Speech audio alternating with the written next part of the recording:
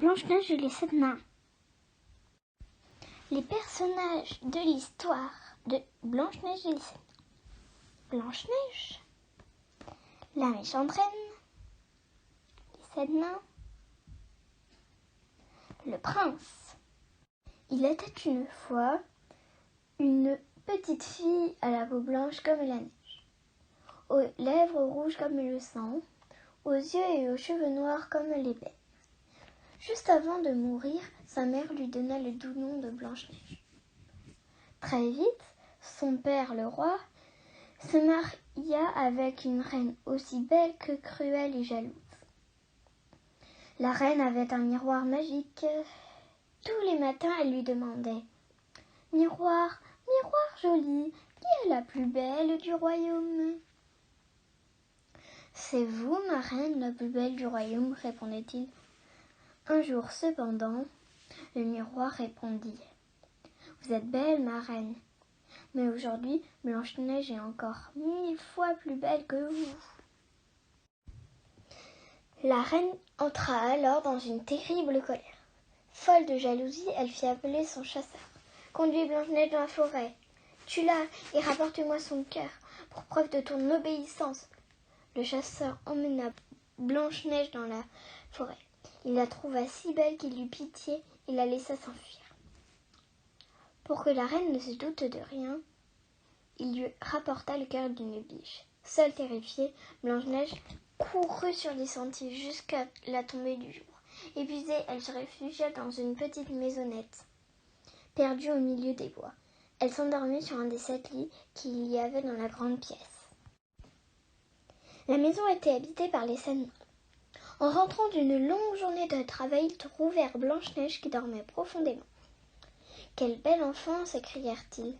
Quand elle se réveilla, Blanche-Neige s'effraya tout d'abord, puis rassurée par la gentillesse des 7 nains, elle leur raconta toute son histoire. « Tu peux vivre ici, avec nous, » décidèrent les 7 nains. « Mais ne laisse entrer personne pendant notre absence, et surtout, méfie-toi de la reine. » De l'autre côté de la forêt, la reine pensait de nouveau être la plus belle du royaume.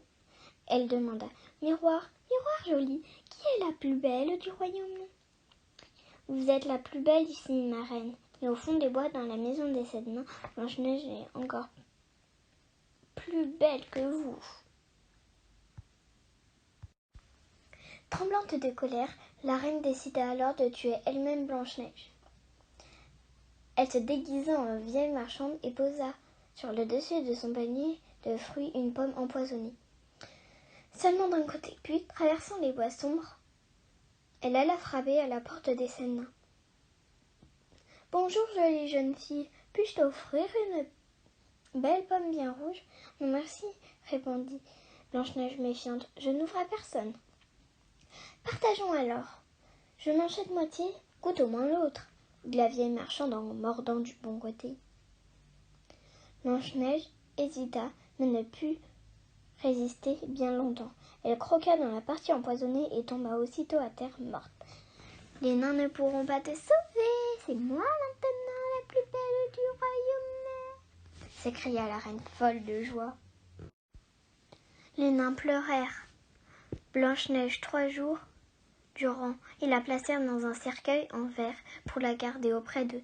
Même morte, Blanche-Neige, avec son teint frais et ses joues roses, resta jolie. De retour dans son château, la reine interrogea son miroir. « Miroir, miroir joli, qui est la plus belle du royaume ?»« Sans aucun doute, vous êtes la plus belle du royaume, ma reine, » répondit le miroir.